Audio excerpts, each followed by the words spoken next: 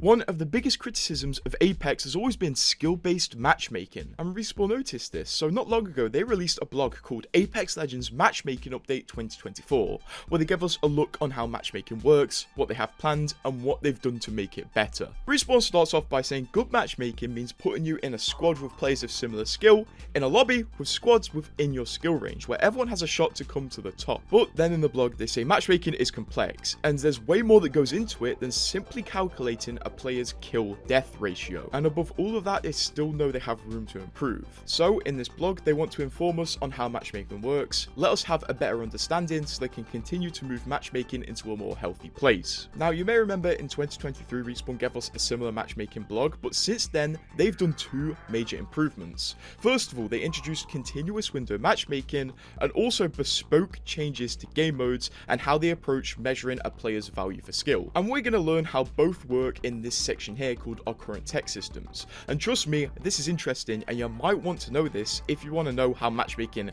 really works. So first of all, Respawn explain what continuous window matchmaking is, which is one of the new matchmaking features they've made. They start by explaining that live populations of games can shift a lot because of the time of day, the region, and the game mode. So they invested a lot into a dynamic system capable of predicting and adapting to the current live population, which made continuous window matchmaking. What does continuous window matchmaking do? Well, it provides consistency during natural periods of lower server population, aka the middle of the night, and higher server population, aka when the most people are playing the game during the day. And to illustrate this idea better, Respawn show us this diagram here, which illustrates two things. The graph at the bottom illustrates the amount of people playing the game, so when it goes up, more people are playing the game, and when it goes down, less people are playing the game. And Respawn actually correlate this to a time of day.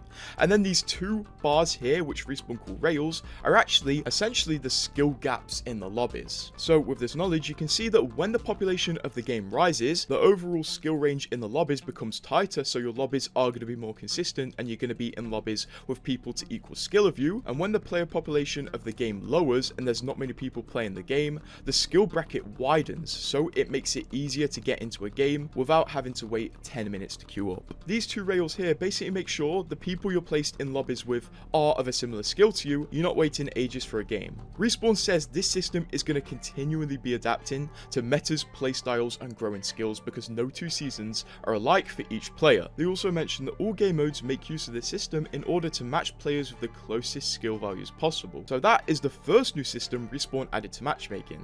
The second new system is not really a contained system like continuous window matchmaking, but a selection of changes to how Respawn determine your skill value and put you in these skill brackets. First of all, they improved the damage model that assigns you a value that starts at 0, which can be changed based on your average damage done historically, and also the damage from your last match. Although the change to your matchmaking value based on the damage from your last match isn't very big, making sure there aren't large swings in your matchmaking if you have an exceptionally good game, which was an issue quite a while ago in Apex. This system though mainly calculates your matchmaking in non-BR LTMs and also mixtape. The main way Respawn calculate your skill in Battle Royale is MMR, which means matchmaking rating. This was made because Respawn realized the damage model could be improved upon, as a lot more goes into being skilled in a Battle Royale rather than your pure damage output. So a new set of criteria were developed to establish your skill values. Respawn said for all BR modes, an update to your MMR is triggered when your squad knocks or kills a player in another squad.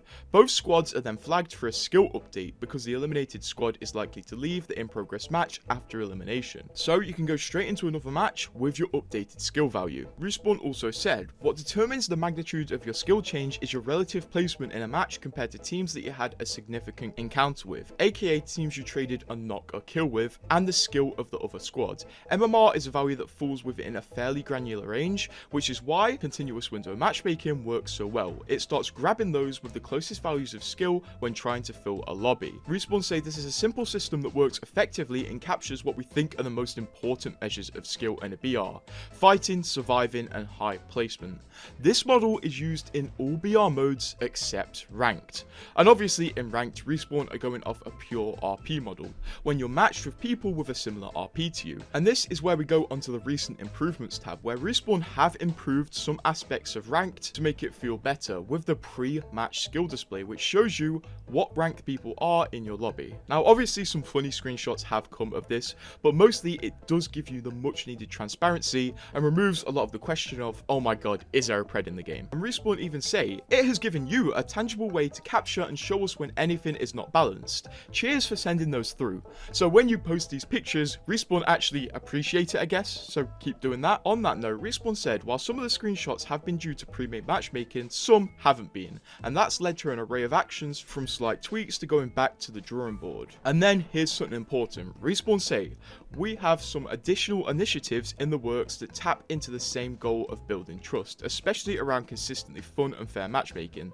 So heads up, we're going to be flexing and straining some of those existing systems and how things have historically worked. There may be some bumps in the road as we find the right fit, but we'll keep you informed and ensure that our changes align with the Apex community.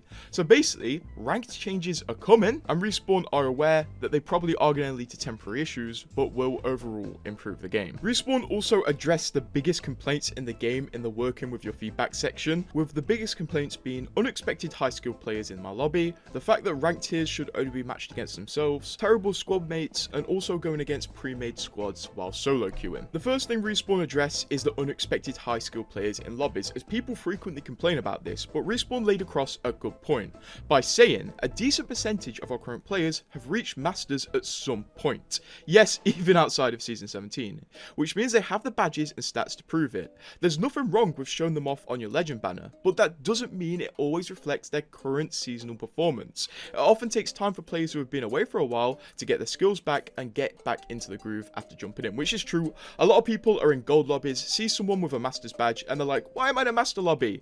Bro, you're not in a master lobby. This guy is in gold. Matchmaking is working as intended. But addressing the actual point of seeing highly skilled players in your lobby, Respawn say there's 3 major reasons you're probably seeing this. Their current skill rating is close enough to yours for the matchmaker to put you in the same lobby, you're in a high skilled lobby with a pre-made squad, or a player who's got a higher rank than yourself, or you're playing in a low population queue. And Respawn basically say this is an uphill battle. They can try to fix it, but they have to strike a balance of not having everyone waiting 20 minutes for a match and having everyone in a similar skilled lobby. And sometimes it doesn't work out perfect, but they're gonna keep trying to improve it.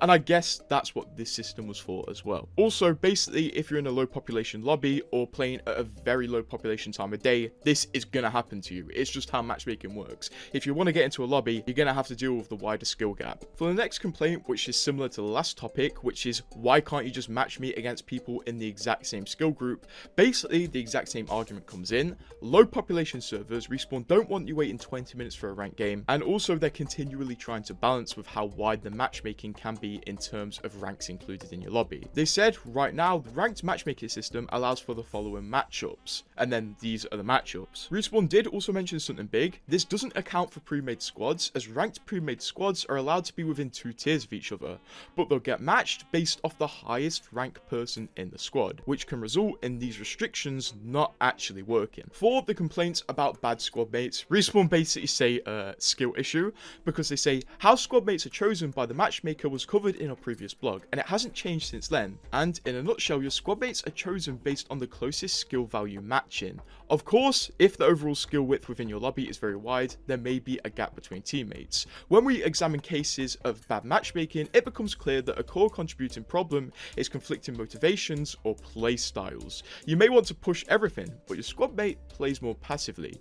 Or you may want to complete sniper challenges, but your squad mate is already sniping and won't give up. There are so many individual play styles and styles of play and motivations that some level of incompatibility is inevitable. And the best thing Respawn can recommend is to keep communicating, flex when possible, which means adapt, and remember, we're all just looking for that that next W. For the Premades versus solo queuers argument, Respawn said, as mentioned above, we give Premade squads an effective skill value increase for matchmaking, so they match into higher skilled lobbies. This is to compensate for the inherent benefit of being in a lobby with someone that you've presumably played with before and likely have some level of communication and coordination with. We've experimented with preferential matchmaking of solos with solos and Premades with Premades, but the results weren't as clear cut as you might expect. This is something that we'll be testing again in the future to hopefully better understand the actual impact and reaction from players. And that's about it for this blog. Respawn are clearly working hard on matchmaking and have invested lately into improving the systems, and it's going to keep improving as long as players understand everything that's been said today. For me, this cleared up a few things, although it does feel like the recent matchmaking systems have made Apex a lot more competitive in casual modes, which isn't fun. I hope Respawn can address that, but what do you think?